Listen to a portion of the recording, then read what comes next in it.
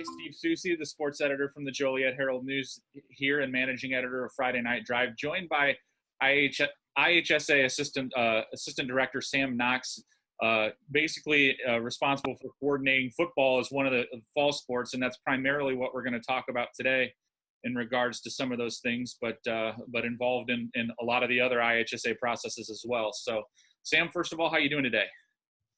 I'm doing fine. It's a wonderful sunny day here in Bloomington. In a normal year, I would be on the highway right now driving up to your neck of the woods to get ready for the 3A, 4A baseball state finals in Joliet, and really missing out on that this spring. It's been a rough go for all of us for the last few months, but we're hopeful for brighter days ahead and hopefully back to a return for a school year and normalcy in the fall. Well, what's been the hardest part about trying to figure all this out from the IHSA perspective in regards to, is it just the general instability of not really knowing almost from day to day how you should attack and approach things that are, a couple of months down the line? Yeah, that's really true, Steve. Just waking up every day with a lot of questions, with not all the answers to those questions. And the questions we have among our staff are many of the same questions that you have or other media folks have. Parents, school people, coaches, kids, officials, all have these questions. And we're all used to getting answers to questions nowadays. We type something in the computer, we click our phone, a few buttons on our phone, and we can get answers to any question in the world. But right now, nobody really has a manual or a handbook for all this stuff. And we can't go back to somebody from 15 years ago and say, oh, how'd you guys do this when this happened the last time? Because none of us have ever been through it. So that's been the hardest part. When you looked at just recently coming out with the plan to start trying to bring things back here, the summer contact and stuff like that, a lot of people have said maybe that it's almost too restrictive. Others are it's. How do you respond to that criticism that we might be taking this a little bit too far? Yeah, we know, and we're used to it. It's part of the business, so to speak. When we roll something out from our office, that we get both ends of the spectrum. We get the people who really agree and say, hey, that's a great plan. We support it all the way. We get those other people who might say, oh, this is a rotten plan. You guys really messed this one up. And then there's a whole bunch of people in the middle that can go either way. So we're used to that. But we got to realize that some of these kids and teenagers have been sitting around since the middle of March. Some have been active, some have been working out on their own, but I would guess that's a pretty low percentage of our kids. And I have 3 teenagers at home myself that are in high school. And I know that they've done a little bit of activity, but not nearly the same as they would have been doing had they been in school and going to PE class every day and going to practices and games and things like that. So it's really starting over. And I would say that what we're doing now may seem pretty restricted to some, but it's better than nothing. At least we're getting kids out and getting them active and getting them hopefully back in some type of physical fitness and physical shape, because if they sit around from the middle of March till early June, that's a lot of time with very little to no activity. And we're hopeful this is a step in the right direction to get back to fall sports in the fall. How did you come to the balance between, I've seen some people saying that, private coaching and, a non-IHSA affiliated, events have a lot more flexibility as to what they're allowed to do and participate in, and in comparison to what the IHSA has done here. I've seen a lot of coaches saying, a private coach can go do all these things and I can't even use a ball in training and this. So, how did that balance come to fruition, I guess? Yeah, the old phrase, I think, is you can only control what you can control.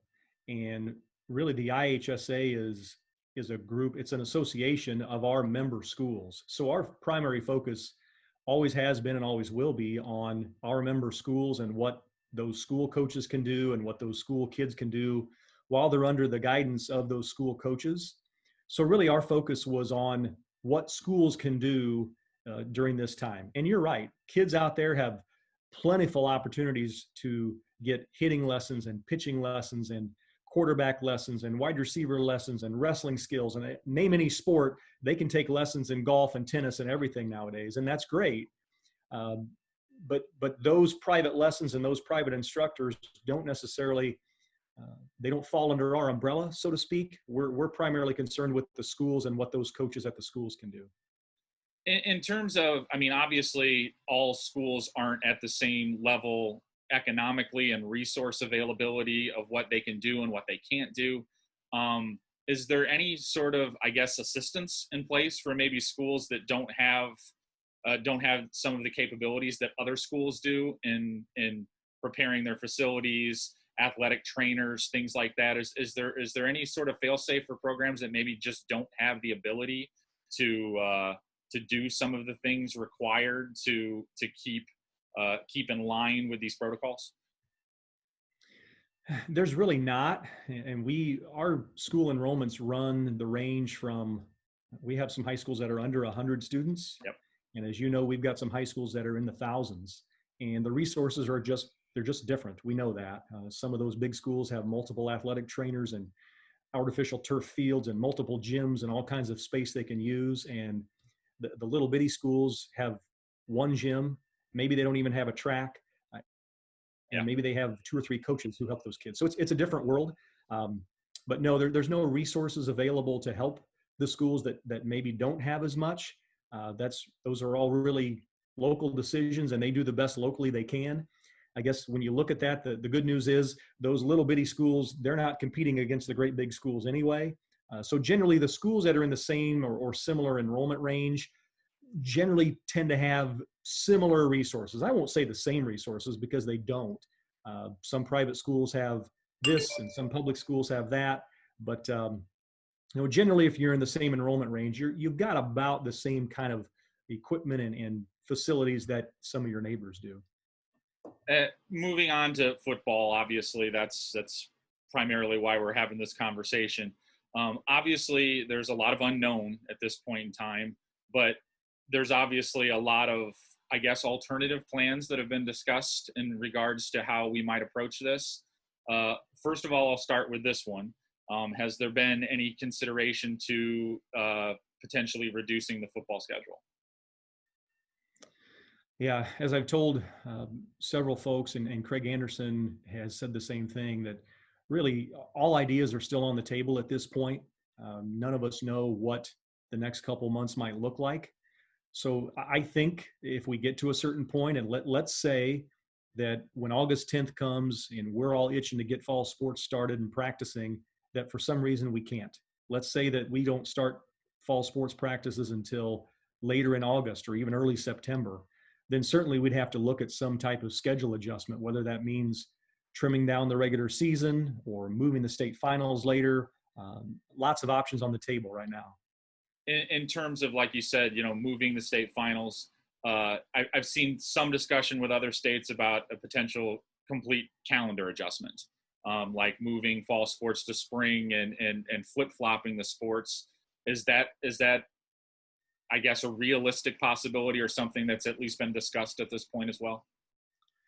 It's been discussed, and Craig Anderson sent a survey to all of our member schools yesterday. So over 800 schools, superintendent, principal, athletic directors, and activity directors all received a survey to give us their feedback on all kinds of questions, not just related to football, but to the whole big picture of what we do at the IHSA. But some of them were football specific questions, no doubt.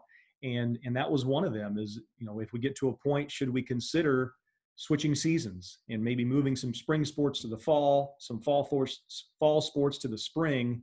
And we're getting all kinds of feedback on that, as you can imagine. It's some people say, yep, do whatever you have to do. Some people say, oh no, don't do that, because it would really, create some new challenges that none of us have ever had before. But it sounds simple enough on the surface, I think. Hey, just flip-flop the fall and the spring sports. But when you dig into it just a little bit, a lot of the details really come at you really fast, and you think, oh, what about this and what about that, and have we thought about this?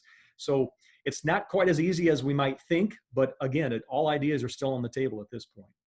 If we were in a situation where we had to modify the schedules, so say for example we played, say, a 6-game regular season, do we have a framework on what that would look like? Because obviously, I mean, most conferences couldn't play full conference slates.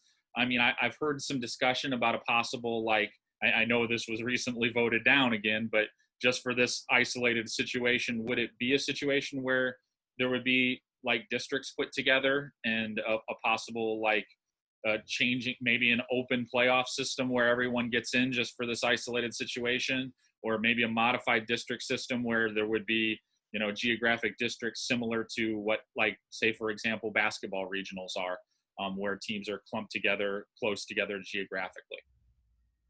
Yeah, those are all really good ideas and all thoughts that our staff has had. And ultimately, our board would have to make decisions on things like that. But yeah, again, all ideas are on the table. We could look at, shortening the season, as you said, to maybe a 6, 7, 8 game regular season.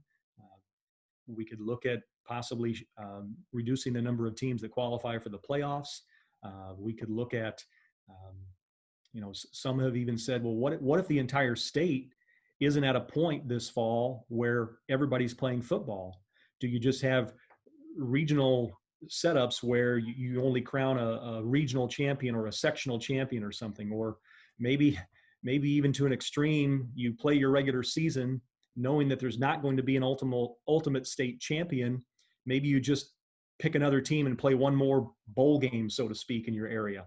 A lot of things are out there for consideration at this point. And again, knowing that if we get there and have to make those tough decisions and our board says, here's what we're going to go with, there will be a lot of people who say, yep, that's a good call. At least we're playing football. At least the kids are getting to do what they want. And there will be the other side of the spectrum that says, oh my gosh, you're wrecking the whole system. This is not good.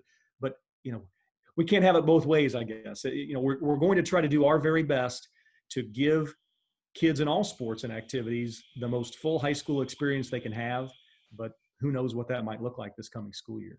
Would it be a possibility that the calendar could shift, I guess, slightly off, maybe say for the finals being traditionally on Thanksgiving weekend, to possibly moving that into December to accommodate for the fact that maybe if we had to push back 3 weeks, could it be just simply shoved back 3 weeks and have everything on a normal calendar? Would that be an option as well? I think that's an option. Yeah. I mean, we're supposed to be at Champaign this year at the University of Illinois. And when you get into December, their regular season is over. So their field would be available. Hopefully by then the Illini are preparing for a bowl game somewhere, but they've got an indoor facility. They've got the field. They've got their outdoor practice facility too. So I think stadium wise, it would be available. But you also think about, are fans going to be allowed to be there? Would it be better to split things up and maybe play state championship games at different sites around the state, maybe at a really nice high school field with artificial turf, and split the games up that way? So we've got lists upon lists and plan B, C, D, all the way to Z in some cases of what things might look like. And we're going to plan for different things and anticipate different things, all not knowing what's around the next corner. There are several teams that are playing out-of-state opponents that require, in some cases, significant travel.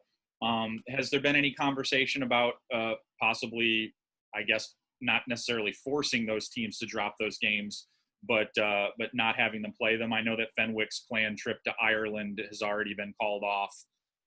There are other teams that are playing, a team from Florida. There's a team playing someone from California. Obviously, neighboring states, maybe this isn't as big an issue, but there are some that have some lengthy travel plans, at least at this point in time. Has there been any consideration to encourage those teams to maybe try to find alternatives?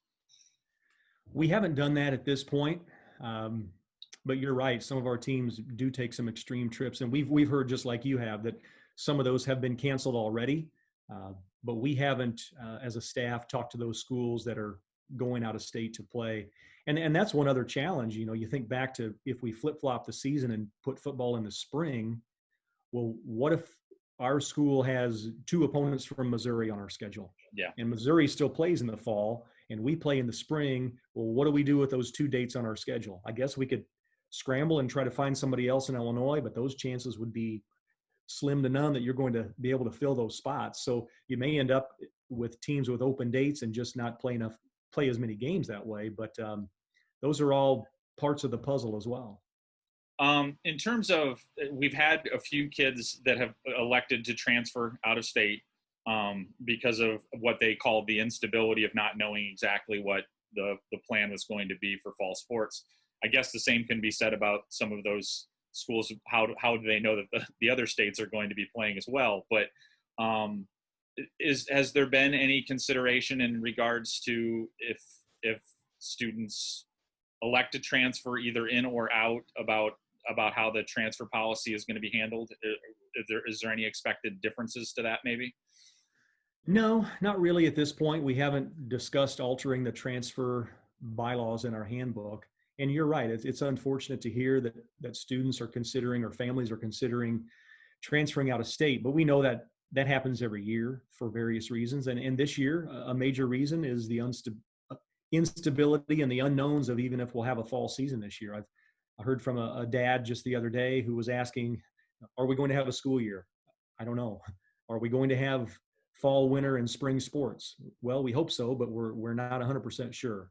So he wanted answers right away so his family could know if it's time to move this summer to a different state. I wasn't able to provide those answers for him, unfortunately, but it's a tough time for all of us when families are considering those options. But yeah, back to your question, we haven't considered any alterations to the transfer bylaw, and if our transfer bylaws would allow a student to transfer out of state this summer and the family relocates, and let's say something changes and they change their mind and they move back to Illinois, as long as they haven't attended school at their new school, there's a really strong chance that they would still be eligible at the same school that they left in Illinois, even if they did a little back and forth over the summer. So all those cases, Craig Anderson would review those for eligibility and make sure they fit our transfer bylaws. In terms of the state in general, and you touched on this a little bit earlier, what would be the scenario in play, or I guess even if you know at this point, if, say, for example, we're broken into regions right now and 65 to 75% of the state is 100% clear to go, and the other 25% is not, and it doesn't look like they're going to get there in a time conducive to playing a season in whatever sport.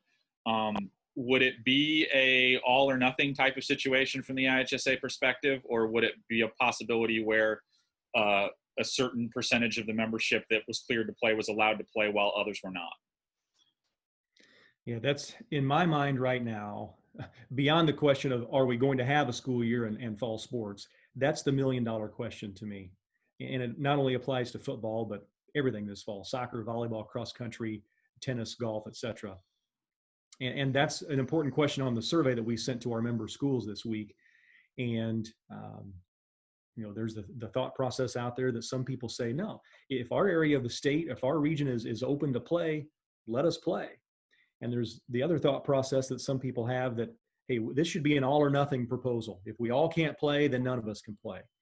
And that'll be a board decision. Again, we have our board meeting on Monday the 15th. And it's probably the most loaded board agenda that I've ever seen in my 4 years here. It's got a lot of big time, very, very important decisions to be made. And I'm not saying that the board will make all those decisions on June 15th, because they'll probably meet at least one more time this summer in July to plan some other things for the new school year. But some of those things could come out in June after much board decision. And those are tough decisions, no doubt about it. Who would have ever thought that a principal who joins the IHSA board of directors at some point is going to have to make decisions like the ones you and I are talking about right now? These are big time decisions that none of us would have ever thought that we'd be sitting here. But here we are, kind of creating the map as we drive down the road, and it's not an easy situation. It's extremely challenging, but I know our board is very capable of these tough decisions, and they'll do what's right for the state as a whole. Have any decisions at this point been made about, I guess, fans? What are they going to be allowed into not only football events, but in general, like indoor events, volleyball games, things of that nature? Have any decisions been made about how that's going to be attacked at this point? No formal decisions, but looking at the governor's plan, if we do get to phase 4, and we all hope we do here at the end of June, it says gatherings of no more than 50 people.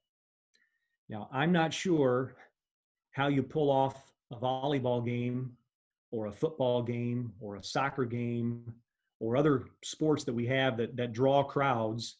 How do you pull those off if you can't have more than 50 people gathered together? Now, what is a gathering? What's that defined as? Does that mean people can be spaced out around the bleachers and standing around the track at a football field? What about in a gym for volleyball? Do they have to sit a certain distance apart? Is there a maximum capacity on how many fans can come in? I guess that depends on how big your gym might be. But sports like golf, tennis, cross country, I think you could run those sports a little bit easier with that restriction. But if we're limited to 50 people at a gathering, I really think football, volleyball, and soccer might be in a tough spot. Yeah, that's one of the things that, I mean, people have obviously asked a lot of questions about that, and I'm sure you haven't fully outlined what you were going to do, but in conjunction to what the policies are out there, it does make it very difficult to imagine a scenario where that's going to be. It could potentially be something where we start one place and finish somewhere completely entirely different as well, couldn't it? I think so. Think back, we're talking fall sports start about 2 months from yesterday. In fact, Yeah. They start August 10th. Think back 2 months ago when we were in April, right? I'm not going to say we've made tremendous progress since then, but I think we're in a better spot today than we were 2 months ago. And we'll certainly be in a better spot 2 months from now, and we'll know a lot more. But you're right, Steve. I think we might see at the beginning of a season, maybe crowds are limited, but as the season progresses and goes along and things start to look better and the coronavirus numbers start to look better, maybe later in the season, more of a crowd can attend a football, volleyball, soccer game, etc. If we say that there can be no crowd there, that puts a lot of pressure on the local principal and athletic director to stand at the door and tell parents and tell fans, sorry, you can't come in to watch this game. Nobody wants to do that. We all love to go to the local high school and watch kids do their thing that they love to do. But the good news about today is that a lot of sports are televised, either through the National Federation Network, through a local school YouTube channel, or some other way that a school broadcasts its sporting events. But it would be really a sad situation for a parent to drop their child off at a game and say, hey, good luck, hon. I'm going to go home and watch the game on my computer, and I'll come back and get you in a few hours. No parent wants to do that. Again, I've got 3 kids at home, and we've got a cross-country runner and a volleyball player and a football player. And who would ever imagine that we'd even be thinking about these kind of things where parents might take their kid to a JV volleyball game and drop her off and go home and watch her on TV or on the computer and then come back and get her when the game's over. But we might be facing situations like that, especially early in the season. When we, I guess, get past this first phase of conditioning where I guess some of the restrictions are lessened, and I mean, I guess hypothetically we could talk about it right now. I mean, what is the situation for if and when an athlete does test positive for COVID in that situation? I mean, does it become a program shutdown type of thing, or is it an isolation of that individual athlete? I mean, what is the next step when we have a positive test? Because let's just be honest, it's probably going to happen at some point in time. Yeah, you're a realist like me, and yeah, you're right. It's somewhere in this big state of Illinois. It's probably going to happen at some point. The guidelines that our office put out, again with approval of our Sports Medicine Advisory Committee and our board of directors, and ultimately the Illinois Department of Public Health, those are simply guidelines. Locally, they're handling those details locally. So if a student at XYZ high school turns up with a positive coronavirus test, they'll handle that locally. And some schools may say, we're shutting down the entire program the rest of June, nobody on campus, nobody gets together. Where at another school, they might say, well, this student's going to be quarantined for a certain period of time. The students in his or her group that he or she was working out with, they're going to stay away from campus for a certain amount of time. Because the good news about this is our small groups that are going on right now, no more than 10 in a group, the students, according to our guidelines, the students are not allowed to mix among the groups. So if, let's say your group is supposed to work out this morning from 8 to 9:30, and you can't come this morning, but you say, hey, coach, can I come to the evening workout tonight? The answer is no. You need to stay with your group. So that way, if a positive test comes around, we know that that student has only been in contact with those students in that one specific group. Because could you imagine if kids were allowed to mix among the groups and float around to different time periods for their workouts, and suddenly a positive test does come up, and we realize, oh boy, that student has been in contact with 73 different kids in the last week. Wow, that could be a big, big deal. So safety is the primary goal here, and trying to keep those groups small and isolated is the intended effort there. But I think each school might handle that differently according to what their local health department decides. Could be a complete shutdown, could be a quarantine and isolation of just that one small group. Again, we've never been down this road before, so it'll be some tough decision making if that comes up. I guess this is a somewhat delicate question.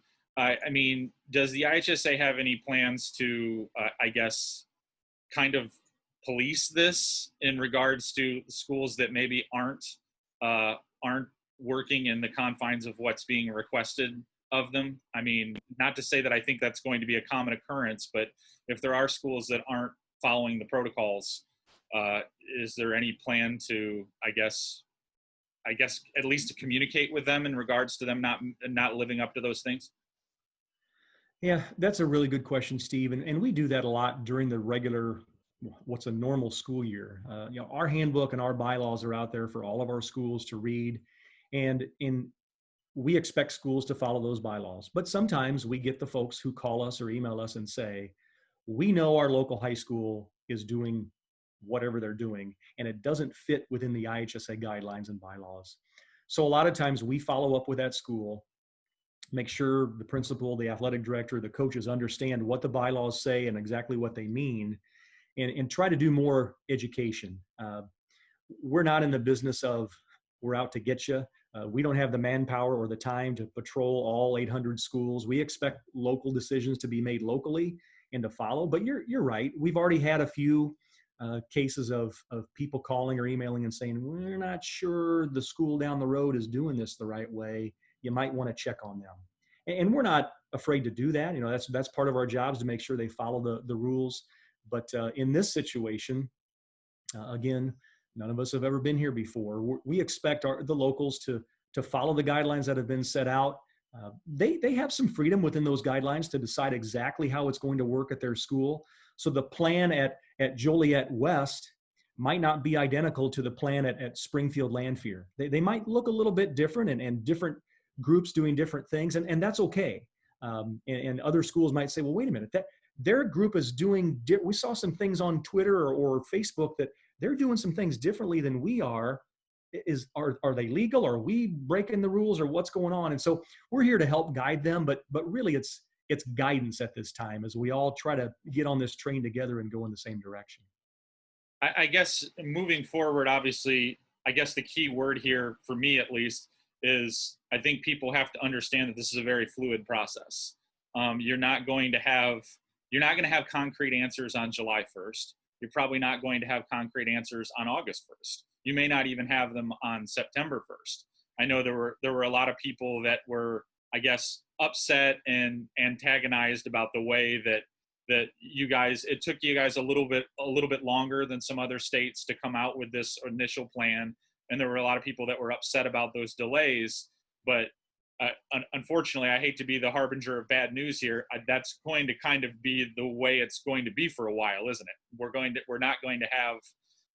You're not going to have all the answers for everybody as quickly as they're going to want to have them, correct?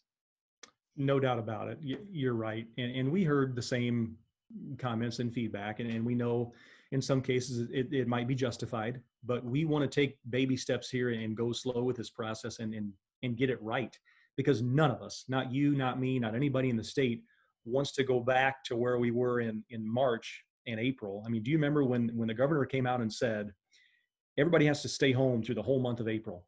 And I thought, oh my gosh, that is going to be the longest month of my life. And it was, it seemed like. And then May went by, the same thing. And now we're into June and things are starting to loosen up a little bit. And that's good for all of us. And we want that to continue to go the same path it's going. So we are going to go slow on purpose because we want to get this right. If we would just open the gates and say, okay, everybody go back to doing what you normally do. And then in a month from now, we've got the numbers of cases are going through the roof again, and we got to go back to a statewide shutdown. Nobody wants that. And I'm not saying that would happen, but it's potentially could happen. So nobody wants to do that. It takes a lot of people to make these decisions. We can't just sit here in Bloomington and write out some plan on a piece of paper and say, yep, there it is, here we go. We need to get approval from our sports medicine advisory, our board of directors, some state groups in Springfield and Chicago, and all have to be on the same page, because we can't have a situation where, well, the IHSA is saying kids can do this, but the State Board of Education says, whoa, wait a minute, we're not sure we want kids doing that yet. So we all have to be together on the same page. And as much as people might want the IHSA to jump out and lead the way and say, hey, we're going to blaze a trail here, we're going to let kids do this and we're going to let kids do that, we're not in position to go against what is coming from the state government. We intend to follow the government's phase-in plan, a Restore Illinois plan, and we're calling ours stage 1, stage 2 of getting back to a return to play. We can't just go on our own trail and create something new. We have to follow what the government is setting out for all of us to get back to normal, again, sooner than later, but we intend to continue to take a slow pace and try to get it right. We've talked about this in the past from a logistical issue, things that people probably don't think about a lot. One of the things that an underlying concern for me is, have you noticed an issue right now with officials in regards to, it's no secret, you and I have talked about this in the past, a fair percentage of the officiating that we do have, especially in football in Illinois, comes from a classification group in regards to COVID that would be classified as high risk. I mean, have you seen anything at this point in time that leads you to believe that maybe some of the older officials are saying, I mean, this instability, this insecure situation right now is something that I'm not interested in putting myself at risk for at this point in time? Have you seen any of that yet, or are you expecting to see that? Is that an issue that you guys, I mean, obviously you're aware of it, but that's something that it concerns you at this point in time? Yeah, it does concern me, and you are exactly right with the word yet. I haven't heard anything yet, but I'm sure those thoughts and those discussions are out there among our officials who might be of a certain health condition or a certain age range that they just maybe don't feel comfortable officiating this fall. And I totally understand that. They are independent contractors. If they say, I'm not going to officiate this fall, I'm going to wait and let this play out and see how it goes, we completely understand that. We hope that doesn't put schools in a tough spot with, hey, we've got these games and we had these officials contracted and now they're telling us they're uncomfortable officiating. What are we going to do? We want to play these games, but we don't have the officials to do it. So I hope that doesn't happen, but it could in some situations, I guess. But haven't heard those yet, but I'm sure at some point we'll have those discussions. And the good news is I'm a part of a Midwestern states group everywhere from Ohio to Nebraska and everywhere in between, that we talk about officials topics like this. And we've traded some emails the last couple of weeks about what are we going to talk to our officials about when we do start sports up again in the new school year. You know, what are officials allowed to wear? What are some new social distancing practices we expect our officials to follow? What are some do's and don'ts for those folks? Some companies are even coming out with whistles that you don't put in your mouth and blow. It's an electronic whistle where you push a button. So it makes sense to not spread those spread germs or whatever you might consider as you blow your whistle, because every time you blow that, you're blowing stuff out to around the kids around you. So I can see more of those devices being a common thing in the coming school year. But yeah, back to your question about officials, we would never expect an official to put him or herself in a spot where they don't feel comfortable.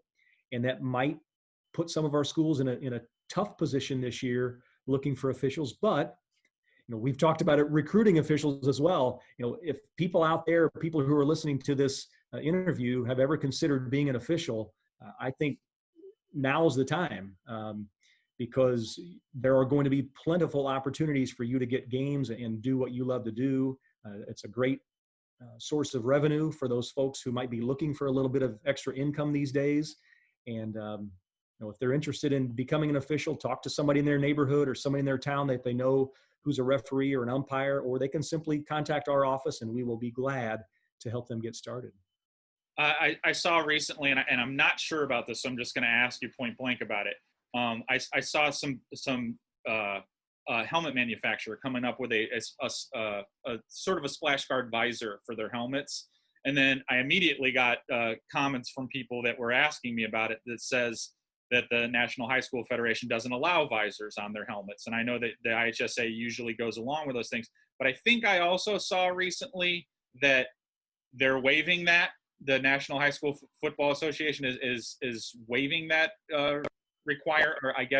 restriction specifically for situations like this. Is that accurate?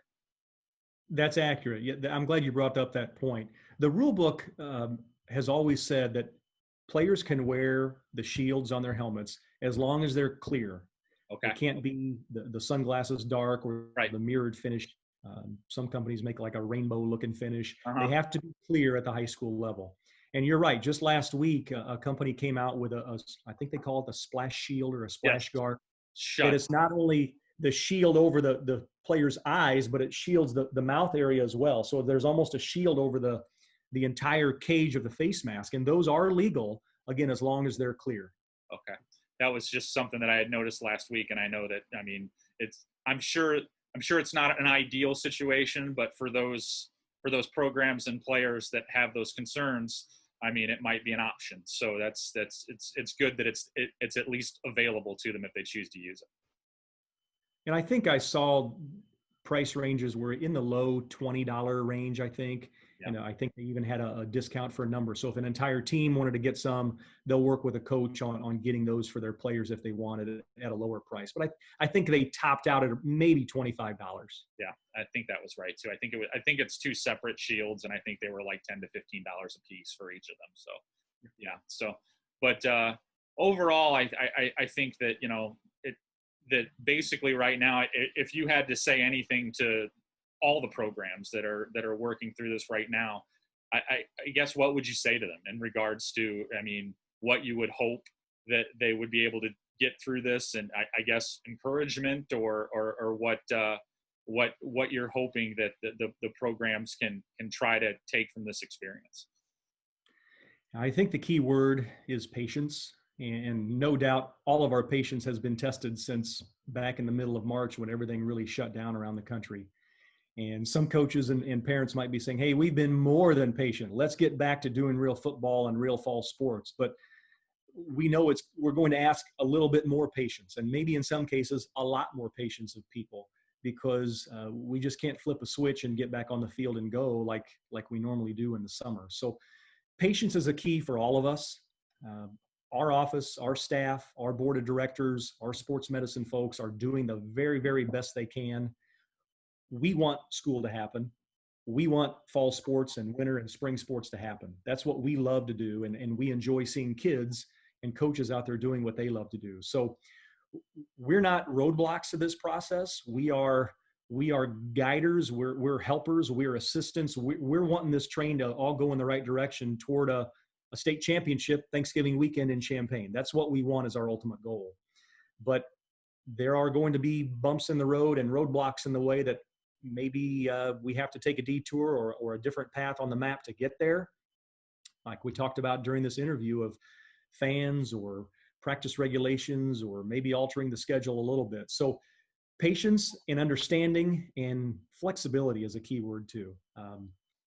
I think we're all flexible. You know, we usually go through the spring sports season with rainouts and reschedules and all that stuff that happens. And we're kind of used to the football season being pretty fixed. You got week 1, week 2, week 3, and all of a sudden it's the playoffs.